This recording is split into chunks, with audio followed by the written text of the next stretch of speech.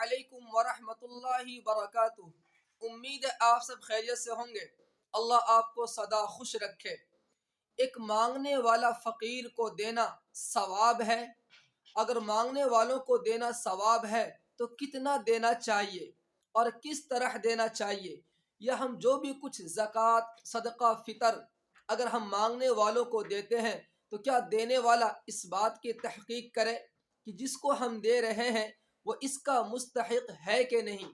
آؤ میں آپ کو ایک چھوٹا سا واقعہ سناتا ہوں جس سے آپ بہت کچھ سیکھیں گے، سمجھیں گے، اور آپ کو دینے کا طریقہ معلوم ہو جائے گا کہ مانگنے والوں کو ہمیں کیسے دینا چاہیے۔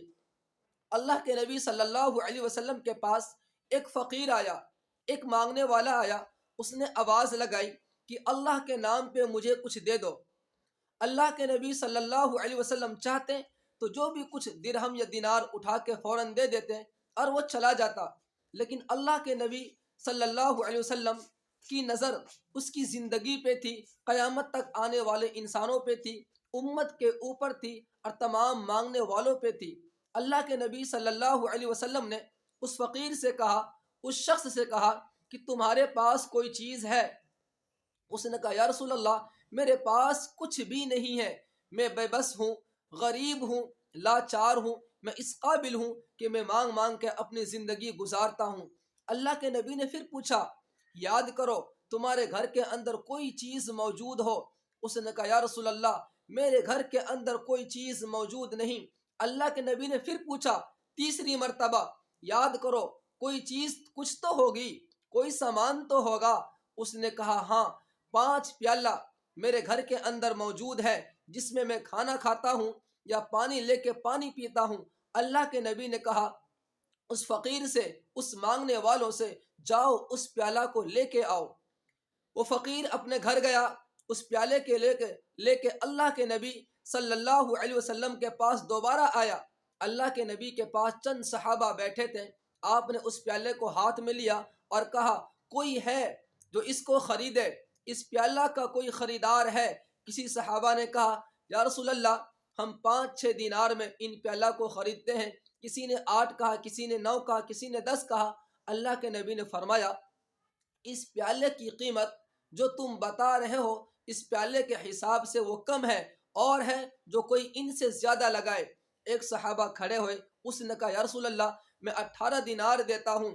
اللہ کے نبی صلی اللہ علیہ وسلم نے اس پیالہ ان صحابہ کو دے دیا اور اس فقیر کی انگلی پکڑی اور شہر چلے گئے۔ شہر میں جا کے کچھ دینار کے ایک کلہاڑی خریدی اور اس فقیر کی انگلی پکڑ کے پھر جنگل میں گئے۔ جنگل کی ایک پیڑ کی ایک ٹہنی کاٹی، اس کا دستہ بنایا، کلہاڑی کو تیار کیا۔ اس فقیر سے کہا کہ آج کے بعد تمہیں مانگنا نہیں ہے، دوسرے کے سامنے ہاتھ نہیں پھیلانا ہے۔ اللہ نے تمہیں تندرستی دی ہے، تمہاری آنکھ سلامت ہے، ہاتھ سلامت ہے، ماشاءاللہ تم اچھے خاصے ہو۔ تمہیں آج کے بعد محنتیں کرنی ہے، محنت کر کے کمانا ہے، اللہ تمہیں نفع دے گا۔ یہ کلہاڑی لو اور روزانہ تمہیں جنگل میں جا کے لکڑی کاٹ کاٹ کے لا کے شہر میں بیچنا ہے، اللہ تمہیں نفع دے گا۔ وہ شخص، وہ فقیر اللہ کے نبی کی اس بات پہ خوش ہوا اور وہ روزانہ جنگل میں جا کے لکڑیاں کاٹ کاٹ کے شہر میں لا کے بیچتا تھا۔ کچھ دنوں کے بعد اللہ کے نبی کی ملاقات ہوئی۔ اللہ کے نبی نے پوچھا اب بتاؤ تمہاری زندگی کیسی ہے، کتنا کمائے؟ اس نے کہا اللہ کا شکر ہے، کئی دینار میرے پاس کٹھے ہو چکے ہیں۔ اللہ کے نبی نے فرمایا جاؤ ان میں سے 5، اس دینار میں سے 5-6 پیالے اور لے آؤ، اسے گھر میں رکھ لو، کچھ کھانے پینے کا سامان لے آؤ، اور اس طریقے سے محنت کرتے رہو، زندگی تمہاری اچھی ہوتی چلی جائے گی۔ اور یاد رکھنا ایمانداری کے ساتھ کام کرنا ہے، اور کام کرتے ہوئے اللہ کا حکم نہ ٹوٹے، نماز نہ چھوٹے، اللہ کا کوئی بھی حکم نہ ٹوٹے، اللہ کو ہر وقت یاد رکھنا ہے، دل میں خوف خدا رکھنا ہے۔ وہ فقیر، وہ شخص، وہ انسان اسی طرح زندگی گزارتا رہا۔ اللہ کی قسم اس واقعہ کو سنانے سے، اس واقعہ آپ کو بتانے سے میں سمجھانا یہ چاہتا ہوں کہ آپ کسی کو دیتے ہیں بڑی اچھی بات ہے، ہر فقیر کو دینا ثواب ہے۔ آپ کسی کو بھی دیں، جو بھی کچھ دیں، جتنا دیں، اللہ کے پاس ان کا اجر ہے، اللہ آپ کو اس پہ خوب اجر دیں گے۔ لیکن دینے سے پہلے آپ دیکھ لو جس کو میں دے رہا ہوں وہ اس قابل ہے کہ نہیں، وہ اس کا مستحق ہے کہ نہیں۔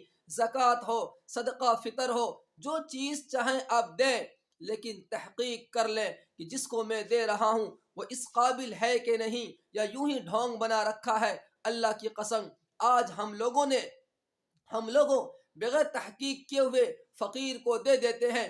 یہ دینے کی وجہ سے وہ کام چور بن چکا ہے۔ صحت اچھی ہے، آنکھ بھی ہے، دونوں ہاتھ موجود ہیں، دونوں پیر بالکل ٹھیک ہیں، اللہ کا شکر ہے، لیکن اسے مانگنے کی لت لگ گئی ہے، کیونکہ آپ اس پر نظر نہیں ڈالتے۔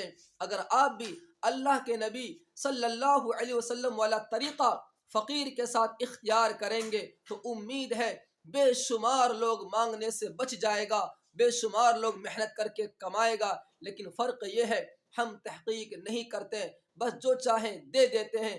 نہیں، اللہ کے نبی نے ہمیں سبق دیا ہے، جو اس قابل ہے، جو اس کا مستحق ہے، آپ ان کو دیں۔ جو بالکل ٹھیک ٹھاک ہے، آپ بالکل اس کو نہ دیں، اسے بتائیں کہ تم کام کرو، کہیں نوکری کرو، کہیں مزدوری کرو۔ ارے مزدور سے اللہ راضی ہوتا ہے، محنت کرو، مشقت سے کام لو، انشاءاللہ اللہ تمہیں نفع دے گا۔ تو آپ کی باتوں سے ان کی مانگنے کی عادت چھوٹے گی، اس کی ولت چھوٹے گی۔ کچھ دن کے بعد اللہ کے نبی صلی اللہ علیہ وسلم اس صحابہ سے پھر ملے، اس شخص سے پھر ملے، کہا اب بتاؤ تمہاری زندگی کیسی ہے؟